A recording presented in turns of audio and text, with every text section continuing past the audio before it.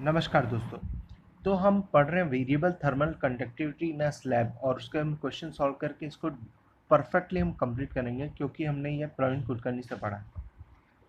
A plane wall of brick 25 centimetre thickness has temperature of 1350 degree Celsius and 50 degree Celsius on the two sides. K is equal to 0.8381 plus 0.0007 T. T is in degree Celsius. Find rate of heat transfer, temperature at mid plane and temperature distribution. देखो, मैं इस question में series wise नहीं जाऊंगा, मैं तुम्हें explain करूंगा इसमें कैसे सॉल्व करते हैं। पहले देखो कि क्या ये क्वेश्चन सिर्फ वेरिएबल थर्मल कंडक्टिविटी का है। यस, ये सिर्फ वेरिएबल थर्मल कंडक्टिविटी का है, यहाँ पे हीट जनरेशन का कोई क्वेश्चन नहीं है। फिर सेकंड देखो कि के लीनियरली टी के साथ वेरी हो रहा है, लीनियरली टी के साथ वेरी हो रहा है, मतलब के इज इक्वल टू के not one plus beta T, या फिर के इज इक्वल टू के नॉट प्लस बीटा टी, या फिर के इज इक्वल टू के नॉट माइनस बीटा टी। क्या ऐसा फॉर्म है? अगर इन तीनों में से कोई भी फॉर्म है, इसका मतलब ये है कि के लीनियरली वेरी कर रहा है टेम्परेचर के साथ। हाँ, यहाँ पे कर रहा है के not one plus beta T की तरह फॉर्म है, तो ये लीनियरली वेरी कर रहा है। अगर के लीनियरली वेरी करता है और सिर्फ के वेरिंग ही के है, हीट जनरेशन का कोई केस नहीं है, सो यू कैन राइट एक स्लैब में से अमाउंट ऑफ हीट बाहर जो जा रही वो होगी Q is equal to K mean area into T1 minus T2 by thickness. ये फार्मूला तब वैलिड है जब सिर्फ वेरिएबल थर्मल कंडक्टिविटी हो और वेरिएबल थर्मल कंडक्टिविटी सिर्फ लीनियरली वेरी करती हो टेम्परेचर के साथ और हीट जनरेशन का केस ना हो, तो वी कैन राइट दिस। और जहाँ भी तुम्हें के मीन है, के मीन का मतलब ये होता है जहाँ जहाँ तुम्हें टी दिखे वहाँ जगह टी मीन लिख दो, मतलब यहाँ पे टी मीन लिख दो। और टी मीन क्या होता है? T1 plus T2 by to. तो जहाँ भी तुम्हें टी दिखे वहाँ पे T1 plus T2 by T2 लिख दो, वो हो जाएगा के मीन की वैल्यू। मतलब यहाँ लिखो 0.8381 plus 0.0007 T1 plus T2 by to, T1 plus T2 by to. और टेम्परेचर वैसे भी डिग्री सेल्सियस में दिया है तो नो वरीज। और दिस इनटू थिकनेस, तो आंसर आ जाएगा। तो ये आ गया amount of heat transfer from the slab, और स्टेडी स्टेट हीट ट्रांसफर है, of course steady state heat transfer है। अब अगर समझ लो कि जो वेरी करता है वो समझ लो लीनियरली वेरी नहीं करता है टेम्परेचर के साथ, और ऐसा वेरी करता है के इज इक्वल टू क्यूबिक हो, जैसे कि beta T plus alpha T square, या फिर कोई भी क्यूबिक फॉर्म हो, ऐसा जैसे ऐसा भी हो। मतलब अगर ये तीन स्टैंडर्ड फॉर्म ना हो, इनके अलावा कुछ भी हो, मतलब लीनियर फॉर्म ना हो, उनके अलावा कुछ भी हो, जैसे ऐसा भी हो, कुछ भी हो, you can not use this formula K mean into area T1 minus T2 by two, क्योंकि ये डेरिवेशन से आया है और मैं बताऊंगा कैसे अभी डेरिवेशन से आया है। देखो, हम जानते हैं Q is equal to minus K D T upon D X. हम यूज़ कब कब कर सकते हैं? जब स्टडी केस हो, जब वन डायरेक्शनल हो, और वेरिएबल थर्मल कंडक्टिविटी हो या फिर नॉन वेरिएबल थर्मल कंडक्टिविटी हो, दोनों के लिए यूज़ किया जा सकता है। बट ये हीट जनरेशन में इस्तेमाल नहीं हो सकता। This can not be use in heat generation, ठीक है? मतलब ऐसा ना होना चाहिए कि हीट जनरेशन के साथ मतलब अब देखो, steady one directional variable thermal conductivity, और इसके लिए नहीं यूज़ हो सकता ये कि वेरिएबल थर्मल कंडक्टिविटी भी है और हीट जनरेशन भी, उसके लिए ये यूज़ नहीं हो सकता। तो मतलब यहाँ पे वेरिएबल थर्मल कंडक्टिविटी ही है तो यूज़ हो सकता है, यहाँ पे बिल्कुल हो सकता है।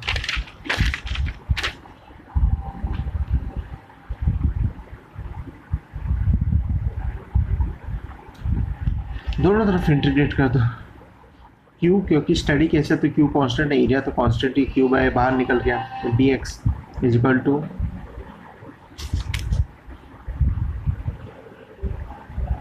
0 से L, 0 से L ऑफ कोर्स,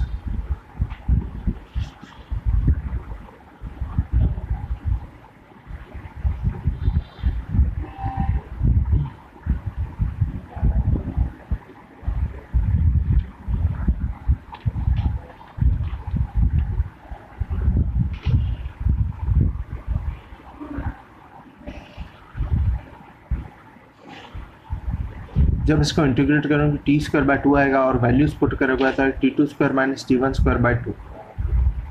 अब T1 T2 को बाहर निकलोगे तो ऐसा आएगा 0.838 T1 माइनस T2 माइनस हट जाएगा क्योंकि T2 माइनस T1 था, T1 माइनस T2 कर दिया 1 प्लस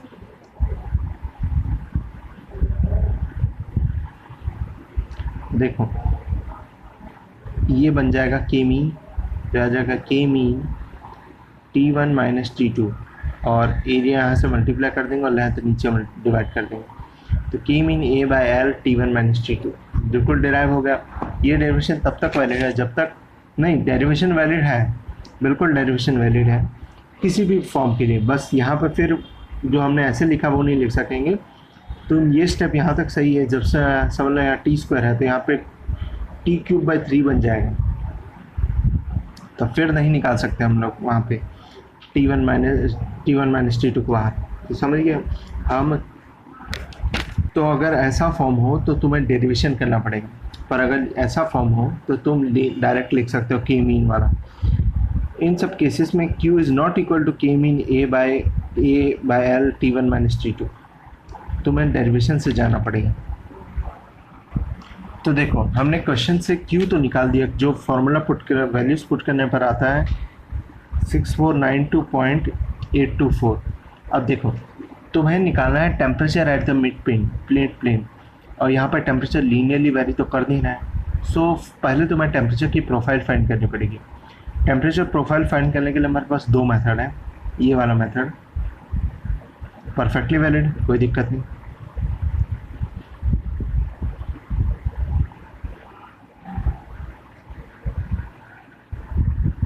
Q की वैल्यू दी हुई है 6492.824, सॉरी Q बाई E की वैल्यू क्योंकि एरिया दिया नहीं है।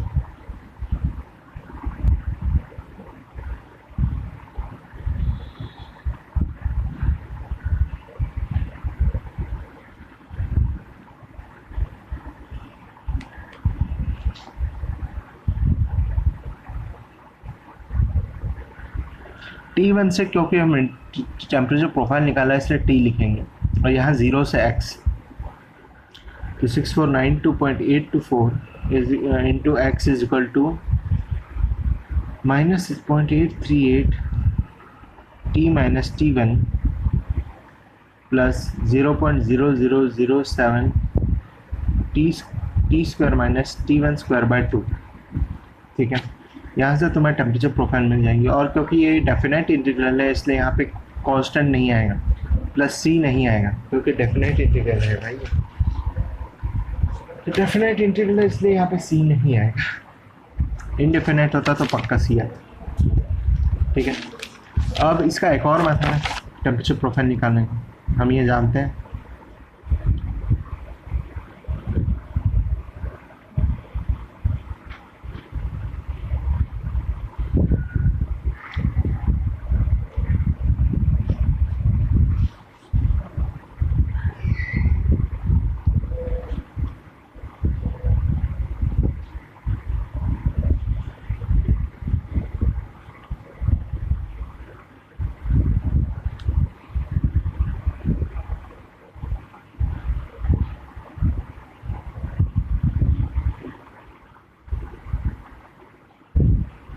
ठीक है, क्योंकि डेफिनेट इंटीग्रल है यहाँ पे, ये इंटीग्रल 0 से x होगा और ये T1 से T तो यहाँ पे कोई कांस्टेंट नहीं आएगा। इसका मतलब ये भी टेम्परेचर प्रोफाइल है। ठीक है, और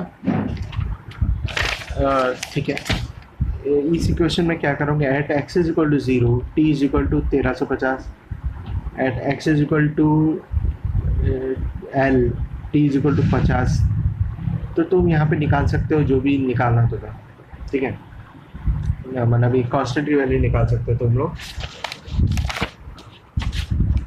देखो जो पहला मेथड था उसमें तुम उसमें क्या, उसमें निकालना था मिड प्लेन, मतलब 12.5/100। एक्स की वैल्यू रखो, T1 की वैल्यू पता है, you will get the value of T। ये आती इतनी परफेक्टली करेक्ट आती है। और इस डेरिवेशन से बाद में डेरिवेशन बन जाता है इतना। यस, अभी मैंने डिराइव किया। तो यहाँ पे बस एट एक्स C1 की वैल्यू निकल जाएगी, उसके बाद आसान है, x is equal to 12.5/100, you have to find the value of temperature. ठीक है, इस मेथड से भी आंसर सेम ही आएगा, एग्जैक्ट सेम आएगा। कैसे? I will show you. देखो इस उससे भी आंसर सेम ही आएगा, और टेम्परेचर प्रोफाइल ये है, फिक्स्ड हो गई है। ठीक है, सो ठीक है, इतनी बात हो गई, बिल्कुल बात हो गई। टेम्परेचर प्रोफाइल निकाल दी तुमने, हीट ट्रांसफर निकाल दी। देखो टेम्परेचर प्रोफाइल निकालने के दो तरीके हैं, but amount of heat transfer निकालने के सिर्फ एक ही फार्मूला है, वो भी यही, और कोई फार्मूला नहीं। और याद रखना के मीन वाला सिर्फ लीनियर प्रोफाइल में इस्तेमाल हो सकता है, और कहीं नहीं। देखो अब MSQ जो आता है वो बताता हूँ मैं। अगर k is equal to k naught 1 plus beta T हो, जहाँ पे k नॉट और बीटा दोनों कांस्टेंट है। एक सेकेंड, देना चाहिए बीटा को, जो भी हो, k नॉट और बीटा दोनों कांस्टेंट है, और समझ लो बीटा एक पॉजिटिव है, पॉजिटिव कांस्टेंट है, तो टेम्परेचर प्रोफाइल वेरी करेगी ऐसे। अगर बीटा अगर एक नेगेटिव है तो टेम्परेचर प्रोफाइल करेगी ऐसे, और अगर बीटा ज़ीरो है इसका मतलब k is equal to k naught है, वेरिएबल थर्मल कंडक्टिविटी है ही नहीं, तो लीनियरली वेरी करता है of course. How can you find कि स्लोप कैसा होगा, और कोई जैसे k naught minus beta T ऐसा कुछ भी दे दिया हो। एक सेकेंड, ये जो मैंने बोला वो है k is equal to k naught 1 plus beta T के लिए। ठीक है, अगर समझ लो तुम्हारे पास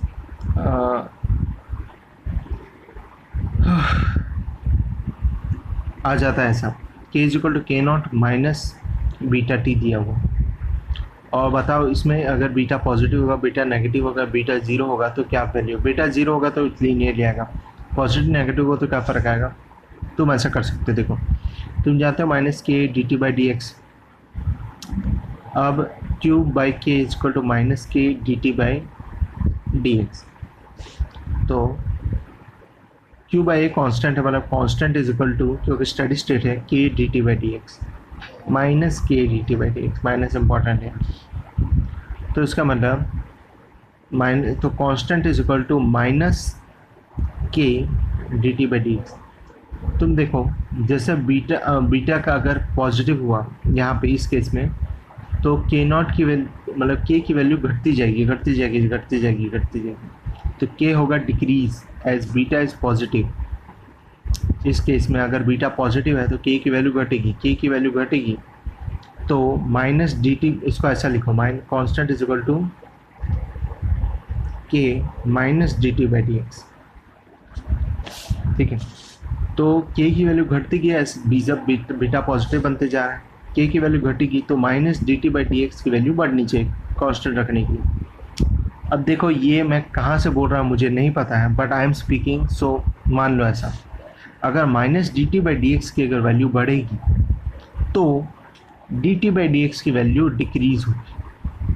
अभी कहाँ से आया ये? शायद ऐसा कुछ है, -4 minus D T by D, minus D T by D x बढ़ रहा है, इसका मतलब -4 से -6 और 4 से 6। देखो minus D T by D x बढ़ रहा है, मतलब -4 से -2 जा रहा होगा, माइनस में तो यही बढ़ना होता है, पर अगर इसका पॉजिटिव सेंस देखा तो 4 से 2 जा रहा है, इसका मतलब डिक्रीज हो रहा है, तो D T by D x decrease होगा, और हमें D T by D x का ही स्लोप चाहिए। स्लोप डिक्रीज हो रहा है, मतलब ऐसा,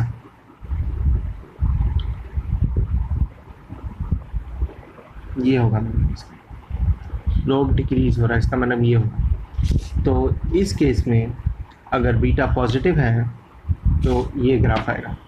तो तुम इसके लिए किसी को लिव कर सकते हो, जैसे अभी ये किया था के नॉट 1 प्लस बीटा टी, इसके लिए भी कर सकते हो। अगर बीटा बढ़ेगा तो के बढ़ेगा, तो minus D T by D x घटेगा, मतलब D T by D x बढ़ेगा, तो यही तो ग्राफ है। देखो स्लोप बढ़ रहा है, यहाँ पे स्लोप ऑलमोस्ट जीरो के इतना है, यहाँ पे इतना, यहाँ पे इतना, तो ये यहीं से आया था ग्राफ वो, ये वाला। ठीक है, So now you understood everything.